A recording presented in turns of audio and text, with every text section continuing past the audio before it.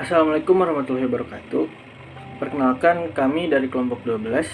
Pada kesempatan kali ini, kami akan membahas budaya organisasi dan lingkungan yang ada pada perusahaan Gojek.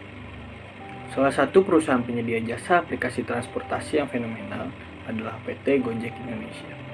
Perusahaan ini bergerak dalam bidang jasa transportasi dengan aplikasi berbasis internet.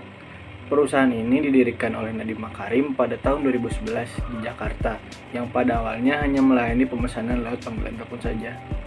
Kemudian, pada awal tahun 2015, mereka meluncurkan aplikasi mobile bernama Gojek.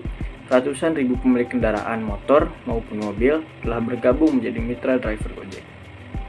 Perusahaan Gojek mulai banyak diminati karena banyak dari masyarakat yang memerlukan aplikasi ini, terutama saat pandemi COVID-19 yang mengharuskan orang-orang untuk tetap berada di rumah apabila tidak ada keperluan.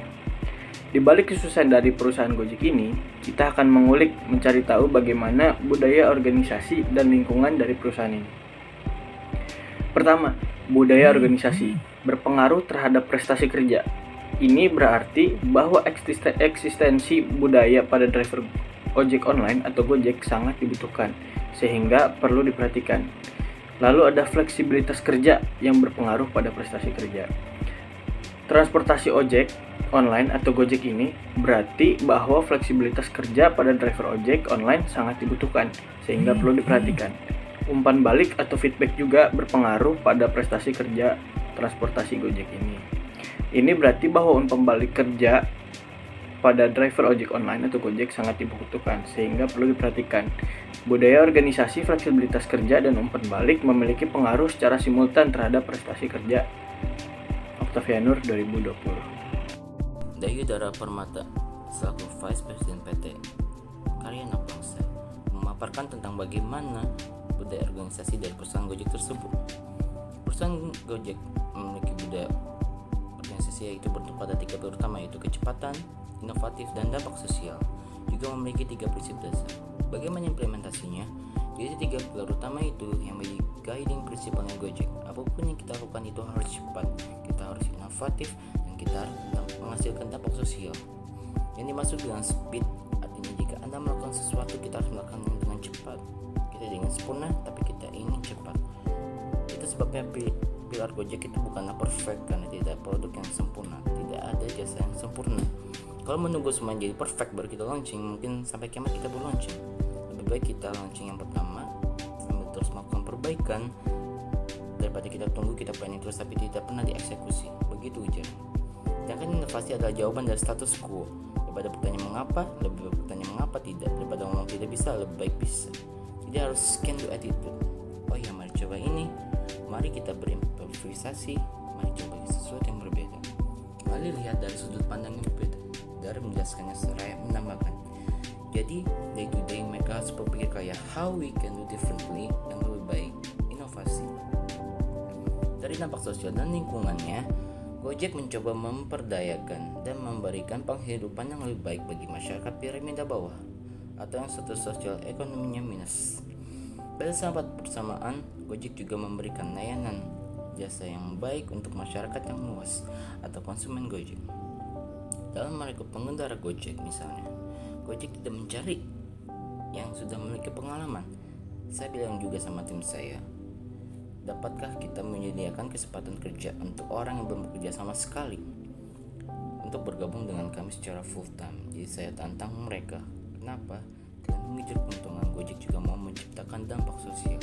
Begitu katanya. Lalu darah lanjut, kita ingin lebih banyak menciptakan dampak sosial, tapi tentu saja orang sudah bekerja kita tawari jadi mitra kita. Mereka menambah penghasilan mereka bisa digunakan untuk penghidupan yang lebih baik, menyekolahkan anak-anak yang mungkin yang tadinya cuma mampu sampai SD, tapi harus memikir anaknya untuk mengambil paket A, B untuk SMP, dan seterusnya. Jadi selalu dampak sosial. Begitulah Dara menjelaskan. Selanjutnya, perusahaan Gojek juga ingin menjadi inspirasi sehingga perusahaan Gojek memiliki 3 prinsip dasar. Yang pertama, harus menginspirasi atau inspiring. Yang kedua, tidak mementingkan diri sendiri atau to be selfless. Dan yang terakhir, harus berbasiskan dengan data atau data driven. Menurut Dara, ketika ingin menyampaikan pendapat haruslah berbasiskan oleh data. Jika tidak, pendapat tersebut tidak bersifat rasional. Selanjutnya, perusahaan Gojek juga ingin menjadi role model bagi diri sendiri. Ketika perusahaan Gojek merekrut seorang karyawan, hal tersebut berarti perusahaan Gojek juga merekrut seorang leaders, bukan seorang pengikut. Oleh karena itu, setiap karyawan memiliki hak yang sama untuk menyampaikan pendapat, berinisiatif atau berinovasi, bertanya, serta memimpin, terlepas dari apa dan siapa jabatan mereka. Selanjutnya, setiap Gojek membawa nama korporasi. Bagaimana langkah yang ditempuh manajemen Gojek untuk mengatasi problem penolakan Gojek di beberapa pangkalan ojek? Untuk menjawab hal tersebut, kita kembali ke prinsip yang utama, yaitu to be selfless atau tidak mementingkan diri sendiri. Setiap karyawan Gojek tidak boleh hanya memikirkan diri sendiri atau divisi sendiri. Setiap individu di institusi merupakan bagian dari perusahaan sebagai sebuah korporasi. Oleh karena itu, setiap orang memiliki tanggung jawab yang sama untuk peduli terhadap perusahaan. Perusahaan Gojek sangat menekankan memiliki sense of ownership atau rasa memiliki perusahaan. Ketika seorang customer bertanya, seorang karyawan tidak boleh menyatakan ketidaktahuan atau kurang mengerti kepada customer, melainkan harus mencoba menjawab dan mencari tahu jawaban yang benar dari pertanyaan tersebut. Perusahaan Gojek merupakan perusahaan jasa, sehingga setiap karyawan ditekankan untuk memiliki mental melayani dan mental menjadi pendengar yang baik.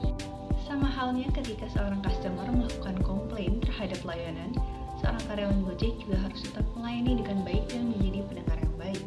Bukan hanya perusahaan Gojek yang menerima penolakan ataupun komplain dari seorang customer, tetapi juga kompetitor dari perusahaan Gojek. Penolakan di beberapa pangkalan ojek terjadi karena kesalahpahaman ataupun kelalaian. Salah satu contoh kesalahpahaman adalah ketika seorang driver Gojek mengambil penumpang di salah satu daerah dan seorang ojek pangkalan menganggap bahwa daerah tersebut adalah daerah teritori mereka. Padahal sebenarnya, seorang driver Gojek mengambil penumpang karena penumpang tersebut memesan Gojek. Yang kedua, terjadinya kelalaian dari karyawan Gojek sendiri. Hal tersebut terjadi ketika seorang driver Gojek mengambil penumpang tanpa menggunakan atribut Gojek. Dara menuturkan bahwa perusahaan tidak melarang driver Gojek untuk mengambil penumpang tanpa menggunakan aplikasi. Tapi Dara menekankan bahwa seorang driver Gojek tanpa menggunakan atribut Gojek dan mengambil penumpang tidak menggunakan aplikasi bukanlah bagian dari perusahaan Gojek. Berdasarkan pemaparan telah disampaikan oleh kelompok kami, dapat kita simpulkan bahwa budaya organisasi sangat dibutuhkan oleh suatu perusahaan untuk meningkatkan prestasi para karyawan. Begitu pula dengan perusahaan Gojek yang sangat membutuhkan budaya organisasi untuk meningkatkan prestasi para drivernya. Budaya organisasi dari perusahaan Gojek bertumpu pada 3 pilar utama. Yang pertama, inovasi, yang kedua, kecepatan, dan yang ketiga, harus berdampak sosial. Selain itu, perusahaan Gojek juga memiliki 3 prinsip dasar. Yang pertama, harus menginspirasi atau inspiring, harus tidak mementingkan diri sendiri atau to be selfless, dan yang ketiga, harus berbasiskan dengan data. Selain itu, perusahaan Gojek juga harus menginspirasi, berusaha untuk menjadi role model sendiri, dan setiap drivernya membawa nama korporasi.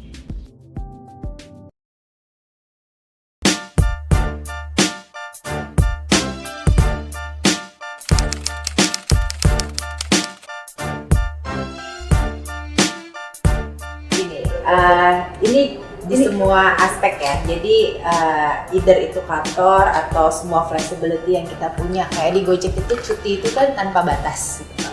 Jadi lebih produktif atau malas-malasan.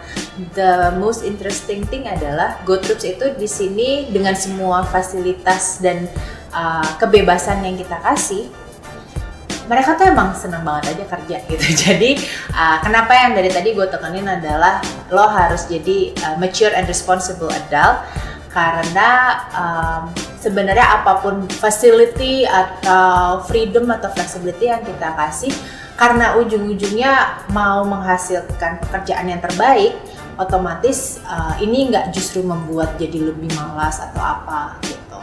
Jadi kalau dari kantornya sendiri, mereka sangat-sangat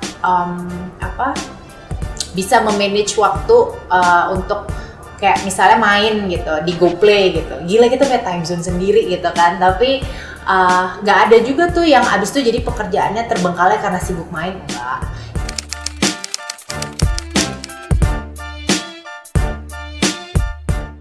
Budaya kerja di Gojek yang paling kerasa itu adalah budaya yang fleksibel tapi bertanggung jawab. Jadi kalau di Gojek semuanya tuh fleksibel, mulai dari working hours, terus dari situasinya lah, nggak ada tuh yang namanya dress code harus gimana gitu kan.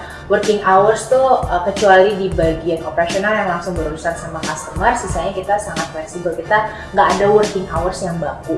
Tapi dengan semua freedom and flexibility yang diberikan kepada GoTroops, yang kita harapkan adalah semua itu bisa dipakai dengan bertanggung jawab. Dalam artian pasti kerjaan harus selesai, kalau dibutuhkan walaupun misalnya lagi remote working harus approachable, meeting tuh harus datang atau harus ada minimal hangout dan sebagainya gitu. Jadi kita nggak ada tuh budaya kerja yang mengikat banget atau yang kaku banget, no, we're very flexible here gitu. Tapi itu dia, we have to be a very mature and responsible adult.